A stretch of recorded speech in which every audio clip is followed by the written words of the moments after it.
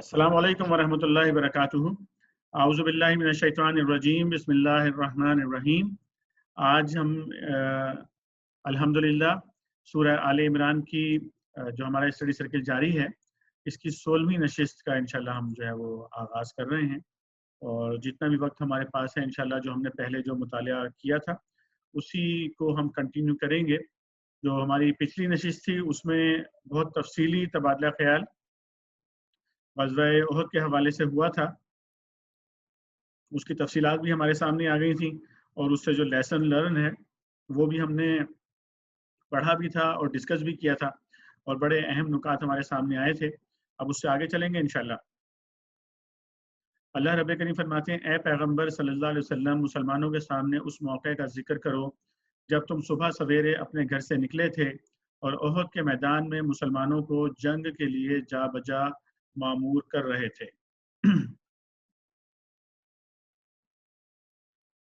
इस पर हमने जो है ना उहद का जो नक्शा जंग था उस पर तफसीली बातचीत हमने जो है कर ली थी और उहद का जो तस्करा यहाँ पर आया उस पर भी हमने जो है ना वो बात कर ली थी। अल्लाह रब्बे करीम फरमाते हैं, अल्लाह सारी बातें सुनता है और वो नहायत बाखबर है। याद करो जब तुम में से दो गिरोह बुज़दिली दिखाने पर आमादा हो गए थे। ये बात हमारे सामने आ गई थी कि पहला गिरोह जो था वो जो अब्दुल्ला इब्ने उबई का जो ग्रुप था, जो कि रास्ते में जो है वो 300 जो अफराद थे उनको लेकर जो है वो अलग हो गया था। और दूसरा गिरोह जो था इस मौके पर एक दूसरा जो कबीला था बनु सलमा, वो बनु सलमा और बनु हारसा जो है ये दोनों कबीले जो है उस वक्त उनके अलग होने से जो है वो दिल बर्दाश्ता हो गए थे और उस दिल बर्दाश्ता होने की वजह से वो जाना चाहते थे। तो अल्लाह ताला ने उनका यहाँ पर जो है वो तस्करा किया है कि तुम में से दो गिरोह जो है बुज़दिली दिखाने पर आमादा हो गए थे। तो ये भी एक बड़ा यहाँ पर हमारे लिए सबक है कि जब मुसलमान किसी काम के लिए जिद्दोजहद कर रहे होते हैं तो एक आपने देखा कि अल्लाह के नबी सल्लल्लाहु अलैहि वसल्लम के सामने ही 1000 में से 300 लोग जो है वो वापस चले गए, यानी 30% जो है वो मुनाफिकीन मौजूद थे। और इससे पहले भी हम मुताले में देख चुके हैं कि अल्लाह ताला फरमाते हैं कि इनका ये तरीक़ाकार, ये लोग सोचते हैं कि ऐसा करो कि सुबह ईमान लेकर आओ और शाम में काफिर हो जाओ, तो इस तरह मुसलमानों के हौसले जो हैं वो पस्त हो जाएंगे। तो ये एक तरीका होता है हौसले पस्त करने का कि कुछ लोग आपके साथ शामिल हो जाते हैं जब आप कोई बड़ा काम कर रहे होते हैं और फिर एकदम से वो आपके पास से जो है वो हट जाते हैं ताकि जब आप किसी मामले की पीक पर पहुंच गए हैं या किसी मुश्किल का शिकार होने वाले हैं, तो उस वक्त जब आपको पता चलता है कि एक तादाद आपके साथ से चली गई है तो उसकी वजह से हिम्मतें टूट जाती हैं। तो ऐसे लोग भी हमारे अंदर मौजूद रहते हैं जो जो जो जिनका मतलब जो काफिर तो नहीं होते या मुनाफिक भी नहीं होते, लेकिन वो कमज़ोर लोग होते हैं। चूँकि इंसानों की इज्तिमाइयत तो ऐसी ही होती है कि वो कमज़ोर, मजबूत और मुनाफिक हर तरह के लोग जो है उसके अंदर शामिल होते हैं। तो जब भी कोई इस तरह का मसला दरपेश होता है तो जो कमज़ोर ईमान के लोग हैं तो वो उनके कदम लड़खड़ा जाते हैं और फिर वो जो है वो अलग होने की कोशिश करते हैं, बचने की कोशिश करते हैं। तो ये मौका होता है कि वो लोग जो मजबूत ईमान के लोग हैं वो अपने उन साथियों को धुतकारें नहीं और ना ही उनको जो है उनके साथ कोई वो बुरा सलूक करें, बल्कि कोशिश ये होनी चाहिए कि उनको हिम्मत हौसला दिला के उनको जो है वापस अपने साथ लाया जाए। और यही हुआ बनु सलमा बनु हारसा के मामले के अंदर। फिर अल्लाह रब्बे करीम ने फरमाया कि अल्लाह उनकी मदद पर मौजूद था और मोमिनों को अल्लाह ही पर भरोसा रखना चाहिए। आखिर इससे पहले जंग बदर में अल्लाह तुम्हारी मदद कर चुका था, हालांकि उस वक्त तुम बहुत कमज़ोर थे, लिहाजा तुमको चाहिए कि अल्लाह की नाशुक्री से बचो। उम्मीद है कि अब तुम शुक्रगुजार बनोगे। तो ये अल्लाह रब्बे करीम ने हमें वाज़े यहाँ पर हिदायत दी है कि मोमिनों का भरोसा जो है वो ना इंसानों पर होना चाहिए, ना इस बात पर कि भाई आज हम कसीर हैं या कलील हैं, ह्यूमन रिसोर्स में, या हम जो है दुनिया के दीगर जो आलात होते हैं उनमें हमारे पास ज़्यादा हैं या कम हैं। चाहे आप ये मैदान जंग की बात कर रहे हों या दावती मैदान की बात कर रहे हों, क्योंकि दावती मैदान में भी अक्सर दफ़ा भाई ये होता है कि ये कहते हैं कि देखो भाई हमारे पास मीडिया भी हमारे साथ नहीं है और हमारे पास तो इतने वसाइल भी नहीं है जितने वसाइल उन लोगों के पास हैं जो मुसलमानों के अंदर जो है वो गुनाहों का फैलाना चाहते हैं, बेहयाई को फैलाना चाहते हैं, मुसलमानों के अंदर मायूसियों को फैलाना चाहते हैं। तो वो जब तस्करे ज़्यादा होते हैं ना, कि जिस तरह हम पहले बहुत डिटेल डिस्कशन कर चुके हैं साजिशी थ्योरीज के हवाले से, जब ये ज़्यादा डिस्कशन होते हैं कि जी वो बातिल तो इतना ताकतवर है, उसके पास तो ये है, हमारे पास कुछ नहीं है, تو اس سے بہت سارے لوگوں کی جو ہے نا ہمتیں جو ہے وہ ٹوٹنے لگتی ہیں. تو یہ بڑا امپورٹنٹ ہمارے لیے ہدایت ہے اللہ تعالیٰ کی کہ اللہ پر بھروسہ رکھنا چاہیے. دنیا کے جو بھی کوشش کرنی چاہیے کہ میکسیمم جو بھی دنیا کے وسائل آپ جمع کر سکتے ہوں اور استعمال کر سکتے ہیں ان کو جمع اور استعمال کرنا چاہیے. لیکن اس کا مطلب یہ نہیں ہے کہ اگر وسائل موجود نہ ہوں یا کم موجود ہوں تو ہم جو ہے وہ اپنی ذمہ داری سے پہلو تہی کریں.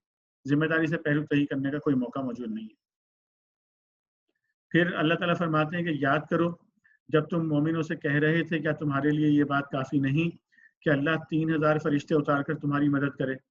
بے شک اگر تم صبر کرو اور خدا سے ڈرتے ہوئے کام کرو تو جس آن دشمن تمہارے اوپر چڑھ آئیں گے اسی آن تمہارا رب 3000 نہیں 5000 صاحب نشان فرشتوں سے تمہاری مدد کرے گا.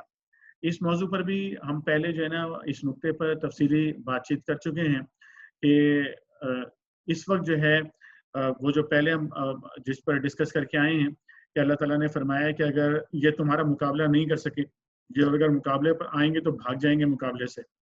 تو اس میں ہم نے یہ ڈسکس کیا تھا کہ وہ اس وقت کی صورتحال ہے کہ جب مسلمان جو ہے وہ اپنے اسٹینڈرڈ پر اپنے ایمان کا جو اصل جو اسٹینڈرڈ ہے تقویٰ کا جو اسٹینڈرڈ ہے اس پر موجود ہوں اور اسی لیول کی جد و جہد کر رہے ہیں جس لیول کی جد و جہد کا اللہ تعالیٰ نے حکم دیا ہے تب وہ چیز پوری ہوگی. یہ والی جو کنڈیشن ہے یہ بھی اسی صورت میں پوری ہوگی کہ اگر ہم اپنی ذمہ داری پوری کریں اپنی ایفرٹ پوری لگا دیں تو پھر ڈرنا نہیں چاہیے. اللہ تعالیٰ نے واضح طور پر فرمایا کہ اللہ پر بھروسہ کرو گے تو پھر اللہ کے وہ فرشتے جو کسی کو نظر نہیں آتے ہیں اللہ تعالیٰ ان کو بھیج کر جو ہے وہ ہماری مدد کرے گا انشاءاللہ. اور اللہ تعالیٰ نے فرما دیا کہ اللہ نے تمہیں اس لیے بتا دی یہ بات کہ تم خوش ہو جاؤ اور تمہارے دل مطمئن ہو جائیں. فتح و نصرت جو کچھ بھی ہے اللہ کی طرف سے ہے جو بڑی قوت والا اور دانا و بینا ہے اور یہ مدد وہ تمہیں اس لیے دے گا تاکہ کفر کی راہ چلنے والوں کا ایک بازو کاٹ دے یا ان کو ایسی ذلیل شکست دے کہ وہ نامرادی کے ساتھ پسپا ہو جائیں. اے پیغمبر صلی اللہ علیہ وسلم فیصلے کے اختیارات میں تمہارا کوئی حصہ نہیں. اللہ کو اختیار ہے چاہے انہیں معاف کرے چاہے سزا دے کیونکہ وہ ظالم ہے. زمین اور آسمانوں میں جو کچھ ہے اس کا مالک اللہ ہے جس کو چاہے بخش دے اور جس کو چاہے عذاب دے وہ معاف کرنے والا اور رحیم ہے. یہ جو نقطہ آیا ہے کہ فیصلے کے اختیار میں تمہارا کوئی حصہ نہیں ہے اس پر کوئی بھائی کوئی بات کرنا چاہیں اس کی انڈرسٹینڈنگ کے لیے کوئی بھائی اس کو جو ہے بیان کرنا چاہیں.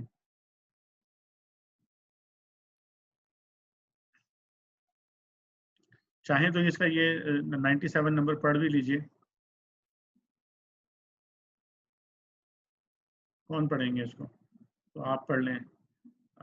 حامد قیوم بھائی آپ پڑھ لیجئے. آپ ہیں موجود؟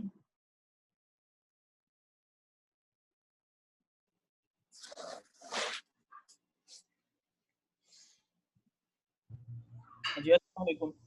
وعلیکم السلام ورحمۃ اللہ وبرکاتہ. یہ 97 جو ہے نا یہ جو ابھی آیت جو میں نے پڑھی ہے اس کی تشریح یہاں پہ موجود ہے. الرحمن الرحیم. نبی کریم صلی اللہ علیہ وآلہ وسلم جب زخمی ہوئے تو آپ کے منہ سے کفار کے حق میں بد دعا نکل گئی اور آپ نے فرمایا کہ وہ قوم کیسے فلاح پا سکتی ہے جو اپنے نبی کو زخمی کرے. یہ آیات اسی کے جواب میں ارشاد ہوئی ہیں. اب آپ یہ آیت پڑھ لیں یہاں سے لے کے اے پیغمبر سے لے کر رحیم ہے تک.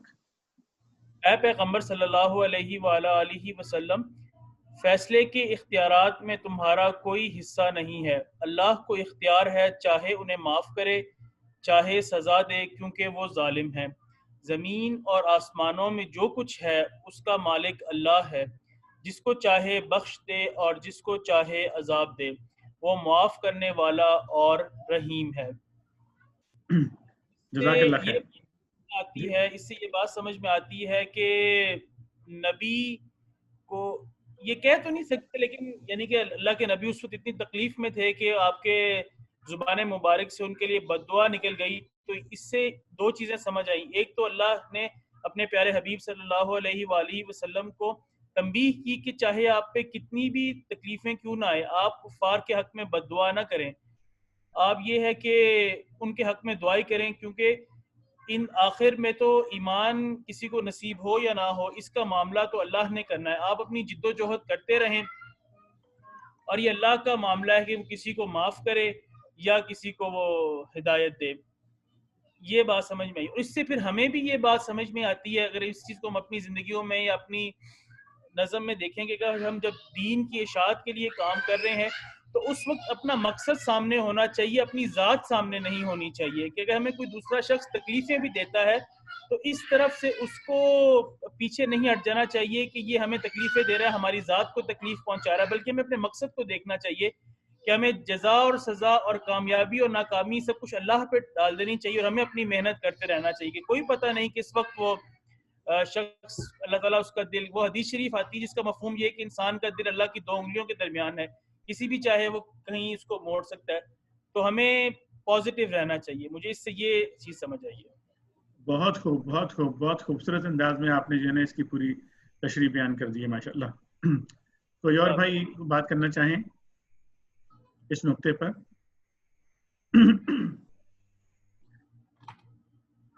ورنہ پھر میں سجاد بھائی سے درخواست کروں گا کہ جو اگلا رکوع ہے اس کی تلاوت اور ترجمہ سجاد بھائی کریں گے، لیکن اس سے پہلے اگر کوئی بھائی کوئی نقطے پر بات کرنا چاہیں تو کر سکتے ہیں.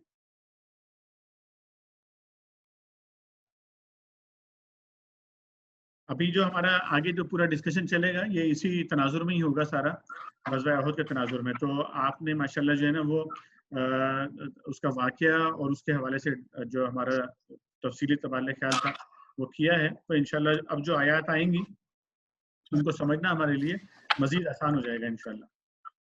میں سجاد بھائی سے درخواست کروں گا کہ آپ جو ہے اگلا جو رکوع ہے اس کی تلاوت فرمائیے.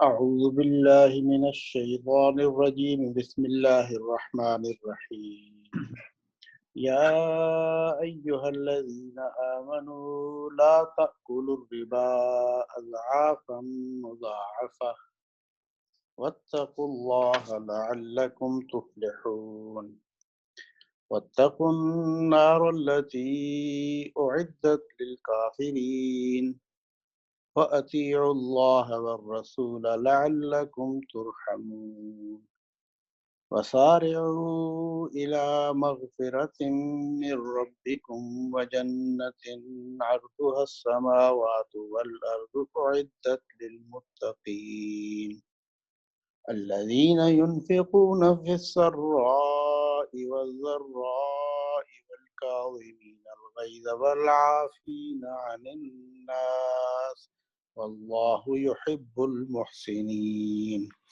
والذين إذا فعلوا فاحشة أو ظلموا أنفسهم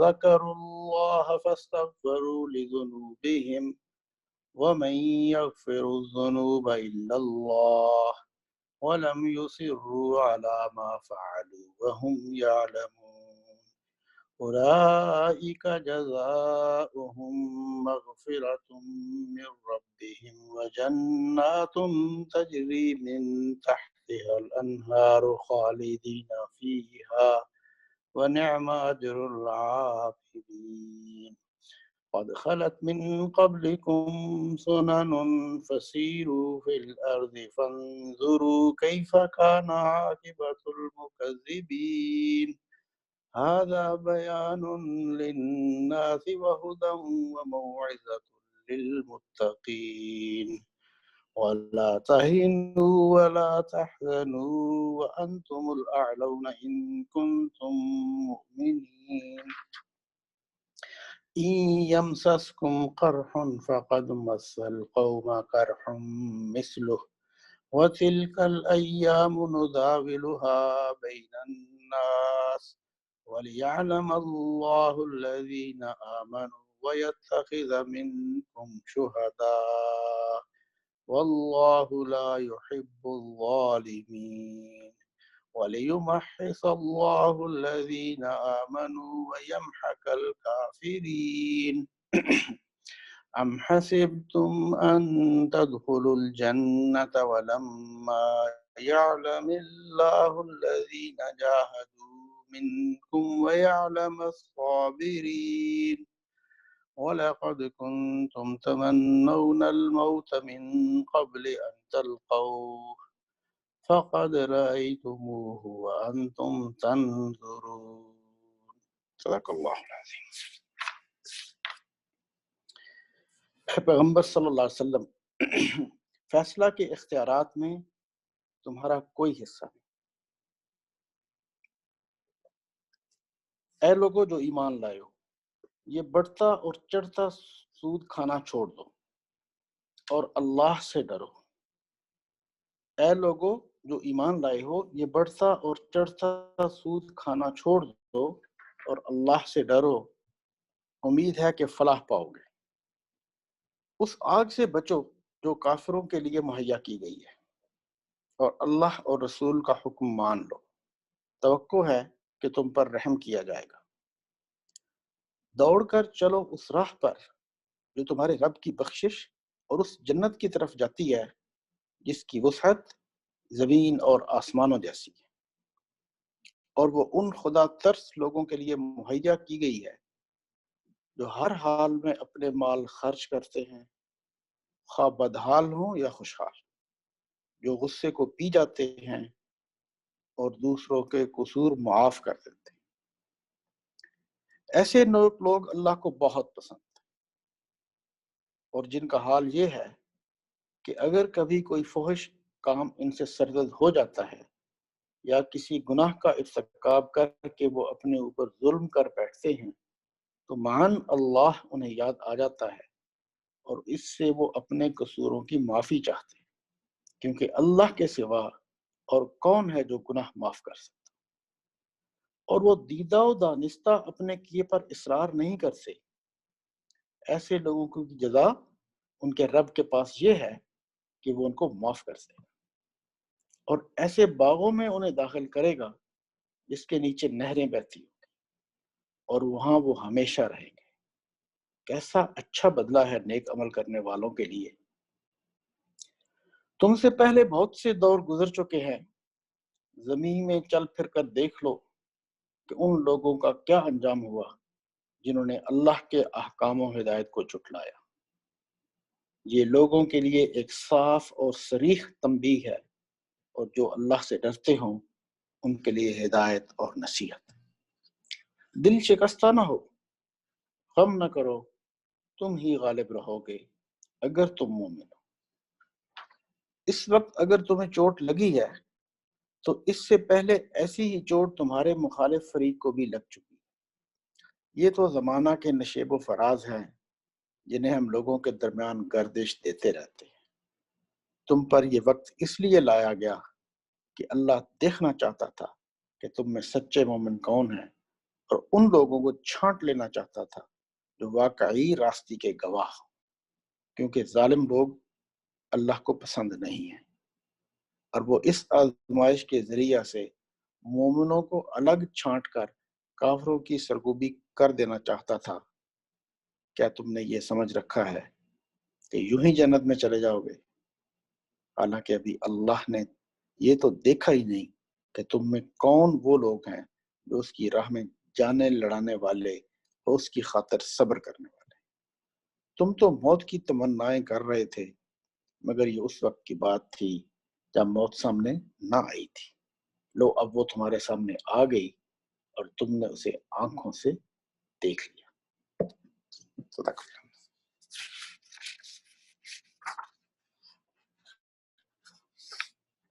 جزاک اللہ خیر سجاد بھائی. یہ انشاءاللہ اب جو ہے اس کا ہم تفہیم القرآن سے مطالعہ کریں گے انشاءاللہ یہاں سے. اور میں آج درخواست کروں گا اپنے ساجد بھائی ہیں، ساجد بھائی آپ شروع کریں گے. جی انشاءاللہ. بسم اللہ الرحمن الرحیم. اے لوگو جو ایمان لائے ہو، یہ بڑھتا اور چڑھتا سود کھانا چھوڑ دو اور اللہ سے ڈرو. حاشیہ نمبر 98. احد کی شکست کا بڑا سبب یہ تھا کہ مسلمان عین کامیابی کے موقع پر مال کی طمع سے مغلوب ہو گئے اور اپنے کام کو تکمیل تک پہنچانے کے بجائے غنیمت لوٹنے میں لگ گئے. اس لیے حکیم مطلق نے اس حالت کی اصلاح کے لیے زرپرستی کے سرچشمے پر بند باندھنا ضروری سمجھا اور حکم دیا کہ سود خواری سے باز آؤ، جس میں آدمی رات دن اپنے نفع کے بڑھنے اور چڑھنے کا حساب لگاتا رہتا ہے، اور جس کی وجہ سے آدمی کے اندر روپے کی حرص بہت بڑھتی چلی جاتی ہے۔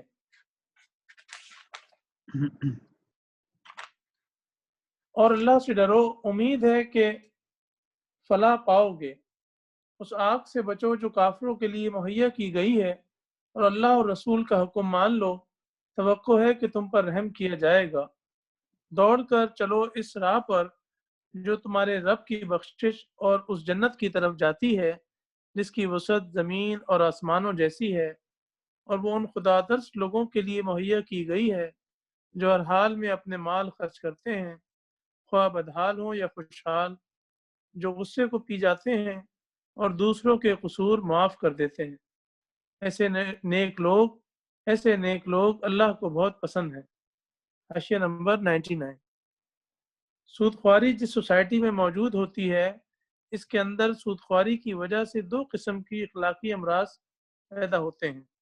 سود لینے والوں میں حرص و طمع، بخل اور خود غرضی، اور سود دینے والوں میں نفرت، غصہ اور بغض و حسد۔ احد کی لڑائی میں، احد کی شکست میں ان دونوں قسم کی بیماریوں کا کچھ نہ کچھ حصہ شامل تھا۔ اللہ تعالیٰ مسلمانوں کو بتاتا ہے کہ سود خواری سے فریقین میں جو اخلاقی اوصاف پیدا ہوتے ہیں، ان کے بالکل برعکس انفاق فی سبیل اللہ سے یہ دوسری قسم کے اوصاف پیدا ہوا کرتے ہیں، اور اللہ کی بخشش اور اس کی جنت اسی دوسری قسم کے اوصاف سے حاصل ہو سکتی ہے، نہ کہ پہلی قسم کے اوصاف سے۔ مزید تشریح کے لیے ملاحظہ ہو سورہ بقرہ حاشیہ نمبر 320۔ جی چلے جائیں سورہ بقرہ۔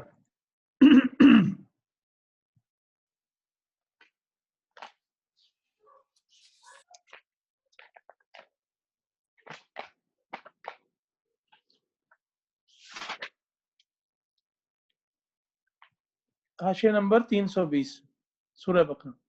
اس آیت میں ایک ایسی صداقت بیان کی گئی ہے جو اخلاقی و روحانی حیثیت سے بھی سراسر حق ہے، اور معاشی و تمدنی حیثیت سے بھی۔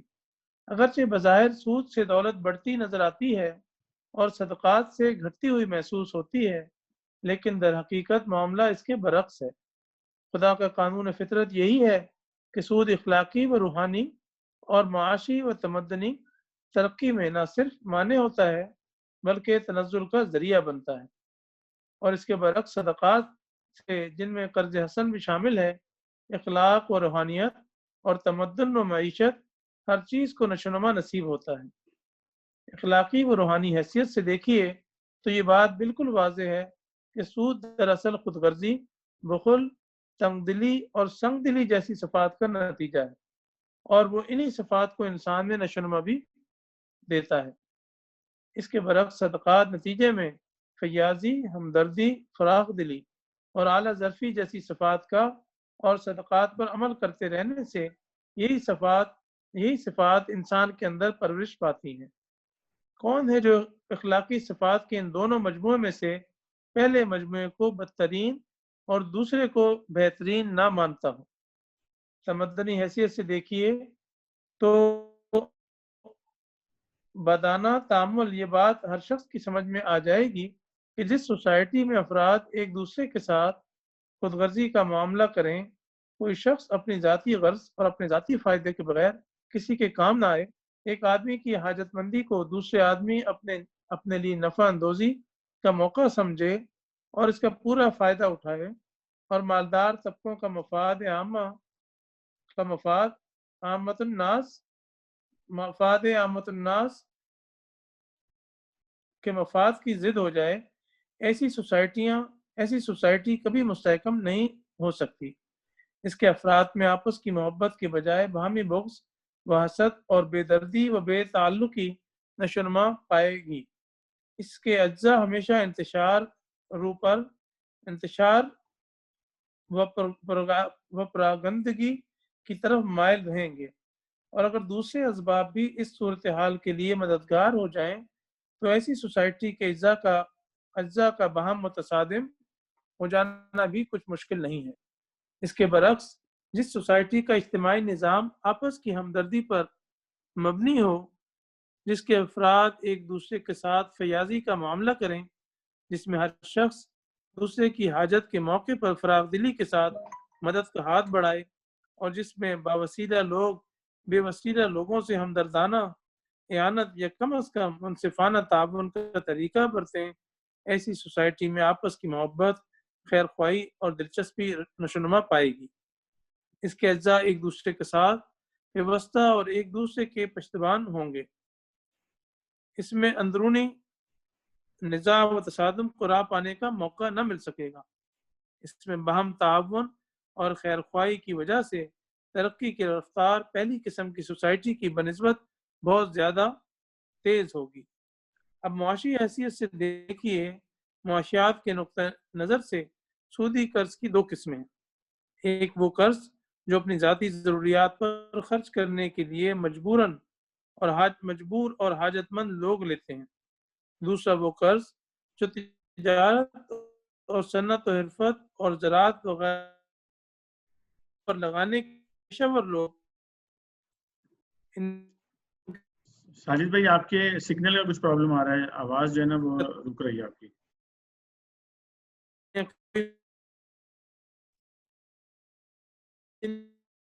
इस जरिए से गरीब मजदूरों का, काश्तकारों का और साजिद भाई, आपकी आवाज जो है वो ठीक नहीं आ रही है। अच्छा, अब आ रही है?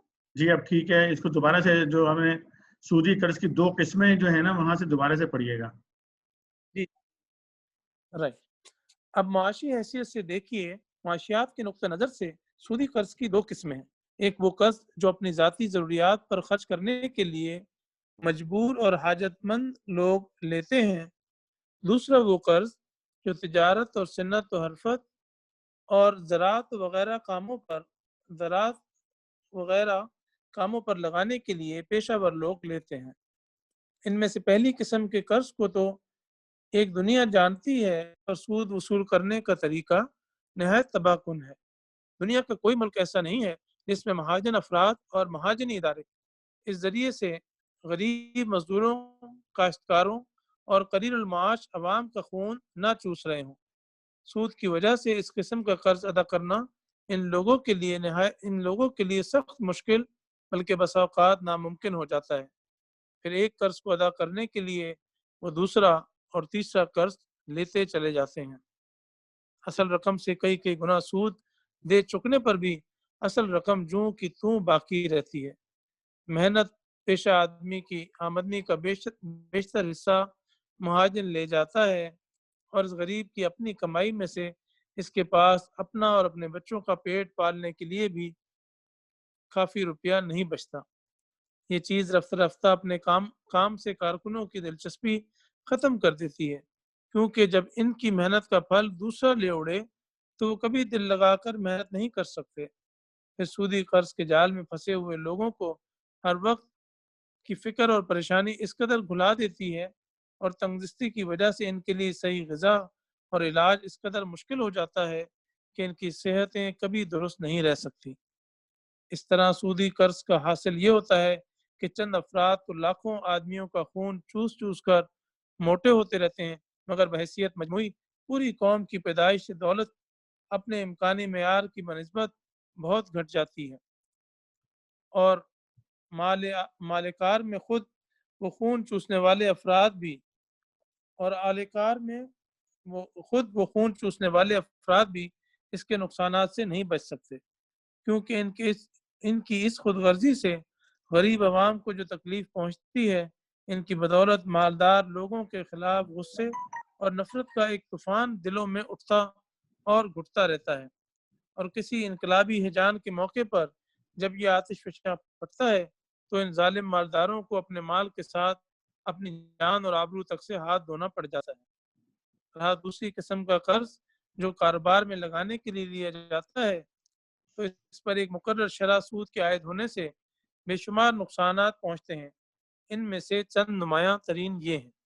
नंबर 1, जो काम राइजुल वक्त शरह सूद के बराबर नफ़ा न ला सकते हों, चाहे मुल्क और कौम के लिए कितने ही ضروری اور مفید ہوں ان پر لگانے کے لیے روپیہ نہیں ملتا، اور ملک کے تمام مالی وسائل کا بہاؤ ایسے کاموں کی طرف ہو جاتا ہے جو بازار کی شرح سود کے برابر یا اس سے زیادہ نفع لا سکتے ہوں، چاہے اجتماعی حیثیت سے ان کی ضرورت اور ان کا فائدہ بہت کم ہو یا کچھ بھی نہ ہو۔ نمبر 2، جن کاموں کے لیے سود پر سرمایہ ملتا ہے، خواہ وہ تجارتی کام ہو یا صنعتی یا زراعتی، ان میں سے کوئی بھی ایسا نہیں ہے جس میں اس امر کی ضمانت موجود ہو کہ ہمیشہ تمام حالات میں اس کا منافع ایک مقرر میعاد مثلاً 5، 6 یا 10% تک یا اس سے اوپر ہی رہے گا اور کبھی اس سے نیچے نہیں گرے گا۔ اس کی ضمانت ہونا تو درکنار، کسی کاروبار میں سرے سے اس بات کی کوئی ضمانت موجود نہیں ہے کہ اس میں ضرور منافع ہی ہوگا، نقصان کبھی نہ ہوگا۔ لہٰذا کسی کاروبار میں ایسے سرمایہ کا لگنا جس پر سرمایہ دار کو ایک مقرر شرح کے مطابق منافع دینے کی ضمانت دی گئی ہو، نقصان اور خطرے کے پہلوؤں سے کبھی خالی نہیں ہو سکتی۔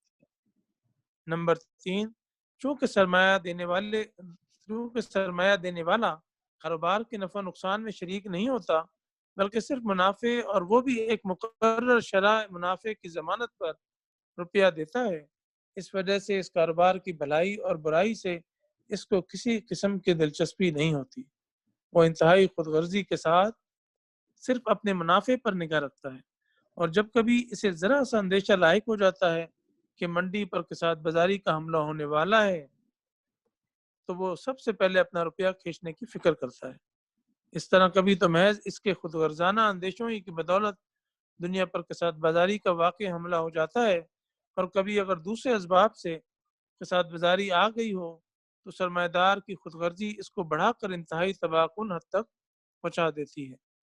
سود کے یہ 3 نقصانات تو ایسے سری ہیں کہ کوئی شخص جو علم المعیشت سے تھوڑا سا مس بھی رکھتا ہو ان کا انکار نہیں کر سکتا۔ اس کے بعد یہ ماننے بغیر کیا چارہ ہے کہ فی الواقع اللہ تعالیٰ کے قانون فطرت کی روح سے سود معاشی دولت کو بڑھاتا نہیں بلکہ گھٹاتا ہے۔ اب ایک نظر صدقات کے معاشی اثرات و نتائج کو بھی دیکھ لیجئے۔ اگر سوسائٹی کے خوشحال افراد کا طریقہ کار یہ ہو کہ وہ اپنی حیثیت کے مطابق پوری فراغ دلی کے ساتھ اپنے اور اپنے اہل و عیال کی ضروریات خریدیں، پھر جو روپیہ ان کے پاس ان کی ضرورت سے زیادہ بچے اسے غریبوں میں بانٹ دیں تاکہ وہ اپنی ضروریات خرید سکیں، پھر اس پر بھی جو روپیہ بچ جائے اسے یا تو کاروباری لوگوں کو بلا سود قرض دیں یا شرکت کے اصول پر ان کے ساتھ نفع و نقصان میں حصے دار بن جائیں، یا حکومت کے پاس جمع کرا دیں کہ وہ اجتماعی خدمات کے لیے ان کو استعمال کرے، تو ہر شخص تھوڑے سے غور فکر ہی سے اندازہ کر سکتا ہے کہ ایسی سوسائٹی میں تجارت اور صنعت اور زراعت ہر چیز کو بے انتہا فروغ حاصل ہوگا، اس کے عام افراد کی خوشحالی کا معیار بلند ہوتا چلا جائے گا، اور اس میں بحیثیت مجموعی دولت کی پیداوار اس سوسائٹی کی بنسبت بدرجہ زیادہ ہوگی جس کے اندر سود کا رواج ہو۔ ماشاءاللہ، جزاک اللہ خیر ساجد بھائی۔ اس سے آگے مطالعہ کرنے کے لیے میں درخواست کروں گا آپ شاہد بھائی، آپ کریں گے مطالعہ اس سے آگے؟ شاہد محمود بھائی،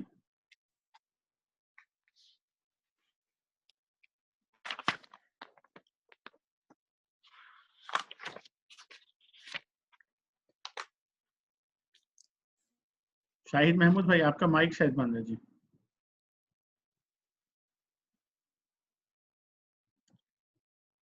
سید طارق بھائی،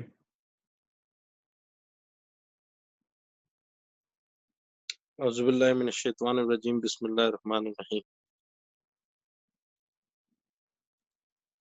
جی، اور یہاں سے پڑھیں جن کا حال یہ ہے کہ اگر کبھی کوئی فحش کام جی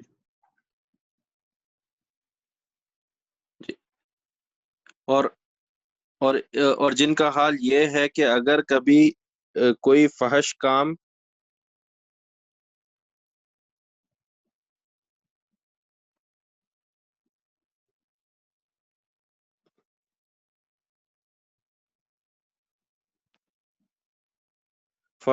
ان سے سرزد ہو جاتا ہے یا کسی گناہ کا ارتکاب کر کے وہ اپنے اوپر ظلم کر بیٹھتے ہیں تو اللہ انہیں یاد آ جاتا ہے اور اس سے وہ اپنے قصوروں کی معافی چاہتے ہیں، کیونکہ اللہ کے سوا اور کون ہے جو گناہ کو معاف کر سکتا ہو، اور وہ دیدہ و دانستہ اپنے کیے پر اصرار نہیں کرتے۔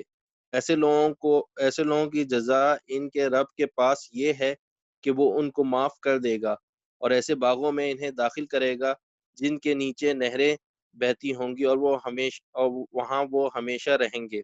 کیسا اچھا بدلہ ہے نیک عمل کرنے والوں کے لیے۔ تم سے پہلے بہت سے دور گزر چکے ہیں، زمین میں چل پھر کر دیکھ لو کہ ان لوگوں کا کیا انجام ہوا جنہوں نے اللہ کے احکام اور ہدایت کو جھٹلایا۔ یہ لوگوں کے لیے ایک صاف اور صریح تنبیہ ہے، اور جو اللہ سے ڈرتے ہوں ان کے لیے ہدایت اور نصیحت۔ دل شکستہ نہ ہو، غم نہ کرو، تم ہی غالب رہو گے اگر تم مومن ہو۔ اس وقت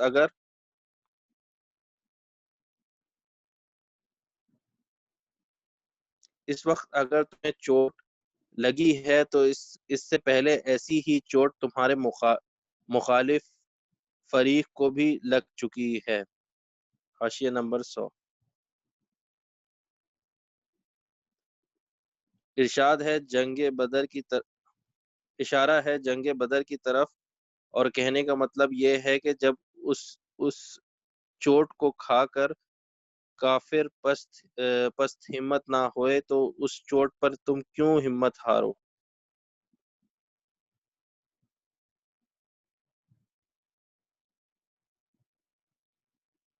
یہ تو زمانے کے نشیب و فراز جنہیں ہم لوگوں کے درمیان گردش دیتے رہتے ہیں، تم پر یہ وقت اس لیے لایا گیا ہے کہ اللہ دیکھنا چاہتا تھا کہ تم میں سچے مومن کون ہیں،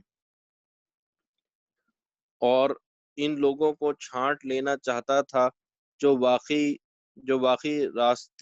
راستی کے گواہ ہوں۔ حاشیہ نمبر 101۔ اصل الفاظ ہیں وَيَتَّخِذَ مِنْكُمْ شُهَدَاءَ۔ اس کا ایک مطلب تو یہ ہے کہ تم میں سے کچھ شہید لینا چاہتا تھا، یعنی کچھ لوگوں کو شہادت کی عزت بخشنا چاہتا تھا، اور دوسرا مطلب یہ ہے کہ اہل ایمان اور منافقین کے اس مخلوط گروہ میں جس پر تم اس وقت مشتمل ہو، ان لوگوں کو الگ چھانٹ لینا چاہتا تھا جو حقیقت میں شہداء علی الناس ہیں، یعنی اس منصب جلیل کے اہل ہیں جس پر ہم نے امت مسلمہ کو سرفراز کیا ہے۔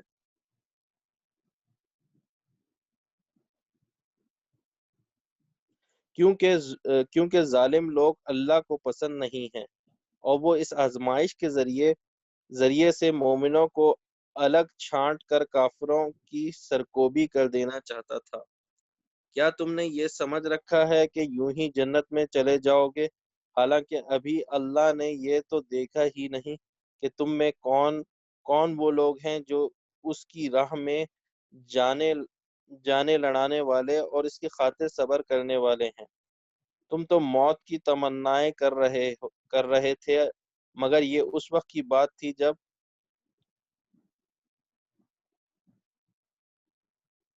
جب موت سامنے نہ آئی تھی۔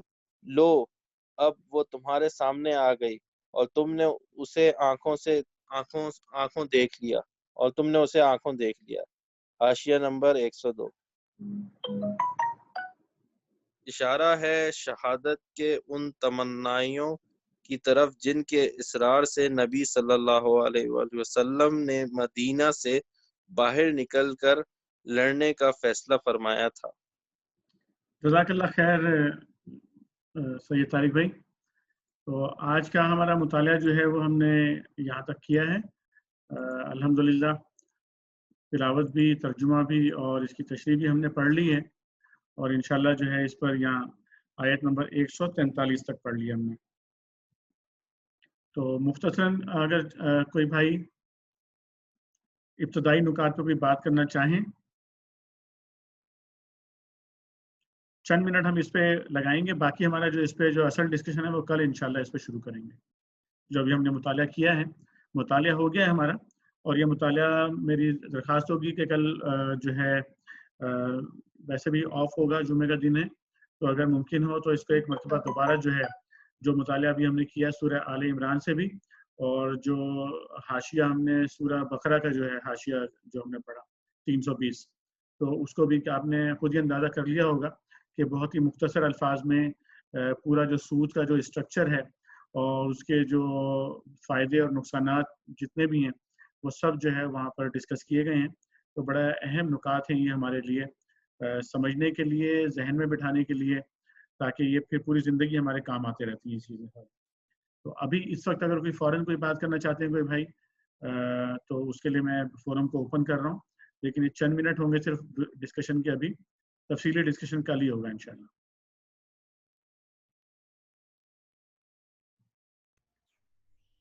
हमें इसमें मैं थोड़ा सा कुछ कहना चाहता हूँ कि ये जो हम देख रहे हैं, नज़र तो ये आ रहा है कि ग़ज़वा ओहद के बारे में ये कि अल्लाह ताला कह रहे हैं कि मैं मोमिनों को काफिरों से छांटना चाहता था या मुनाफिकीन से, लेकिन अगर हम आज के दौर में देखें तो ऐसा लगता है शायद ये आयत हमारे लिए उतरी अभी आजकल के ज़माने के लिए, कि हमारे पे जो मुसीबतें या मुश्किलात आती हैं तो हम डरते रहते हैं कि हम पे मुसीबत ना आ जाए, या दूसरा ये कि थोड़ी सी कोई मुसीबत आ जाए तो बस हम कि अल्लाह को क्या लगा कि हमें को चूस लिया, हम ही पे आजमाइशें आ गई। तो अगर हम कुरान मजीद को पढ़ें या समझें तो फिर ज़िंदगी बड़ी आसान हो जाती है। अगर हम इन चीज़ों को पढ़ें तो हमारे लिए ज़िंदगी बहुत आसान हो जाएगी कि इंसान समझता है कि अगर इस तरीके से सोचते लगे कि ये आजमाइशें मुझे शायद इसलिए अल्लाह ताला ने दी हैं कि इसमें कोई हिकमत है मेरे लिए, और इसमें मैं सब्र करूं और अपनी राह को सीधी रखूं तो मेरे लिए जन्नत ही है। किसी ना किसी दिन तो मुझे इन मुसीबतों से निकल जाना है। तो ये मैं समझाऊं कि अगरचे कि ये ग़ज़वा ओहद के लिए है, लेकिन अगर हम आज के कॉन्टेक्स्ट में भी देखें तो बिल्कुल हम पे फिट बैठती हैं। ये मैं कहना चाह रहा था। बिल्कुल, जज़ाकल्लाह खैर, जज़ाकल्लाह खैर। बहुत खूबसूरत बात आपने की है, और कुरान का जो मुद्दा है वो यही है, और ये जितनी भी जो है इसके अंदर वाक़यात बयान किए जाते हैं, पिछली कौमों के हों या नबी करीम सल्लल्लाहु अलैहि वसल्लम के ज़माने के हों या कोई और अमसाल हों जो भी अल्लाह ताला ने यहाँ पर दी हैं, वो इसीलिए हैं कि हम उसे रोज़मर्रा ज़िंदगी में उसे इख्तियार करें, उससे सबक हासिल करें। जज़ाकल्लाह खैर। कोई और भाई कोई फौरी नुक्ते पर कोई बात करना चाहते हो तो कर सकते हैं मज़ीद, 2-3 मिनट और हैं हमारे पास।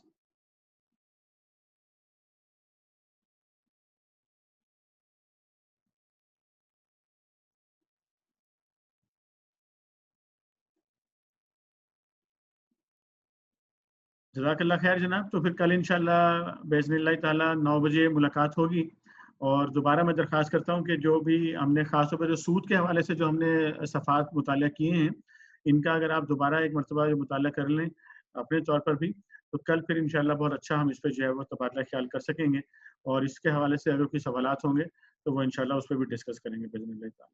जज़ाकल्लाह खैर। तारिक सईद भाई से दरख्वास्त करूँगा कि दुआ के साथ इख्तिताम फरमाइए।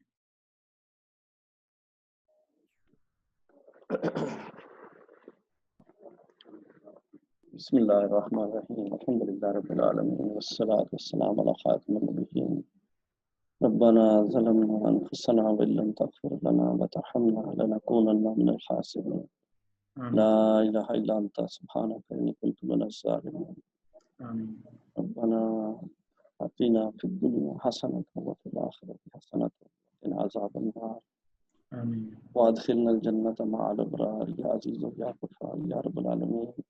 आमीन। या अल्लाह पाक, ये जो मुसीबत कोरोना की आई हुई, या अल्लाह जितने बीमार हैं या अल्लाह सबको शिफा कामिला अता फरमा। या अल्लाह हमें माफ़ कर दे, या अल्लाह पाक हमारी गलतियाँ माफ़ कर दे, हम सच्चे दिल से तौबा करते हैं या अल्लाह। या अल्लाह हम बहसीयत उम्मत तेरे सामने या अल्लाह हाथ जोड़ के तौबा करते हैं, या अल्लाह हमें माफ़ कर दे। आमीन। या अल्लाह पाक हमारी गलतियाँ माफ़ फरमा दे, हम पे रहम फरमा दे या अल्लाह पाक।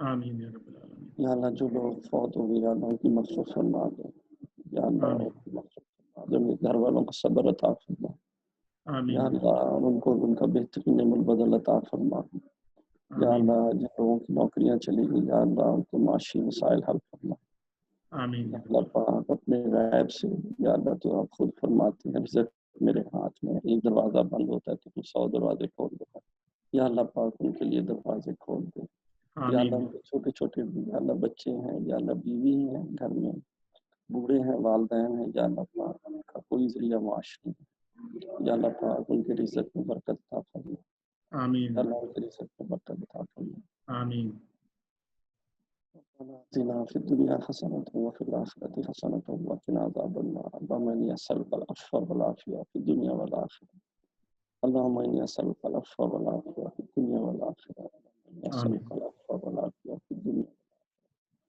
ربنا لا تزغ قلوبنا بعد إذ هديتنا وهب لنا من لدنك رحمة إنك أنت الوهاب آمين ربنا هب لنا من أزواجنا وذرياتنا قرة أعين واجعلنا للمتقين إماما آمين صلى الله تعالى على خير خلقه محمد وعلى أصحابه أجمعين برحمتك يا أرحم الراحمين آمین یا رب العالمین. جزاک اللہ خیر طارق بھائی.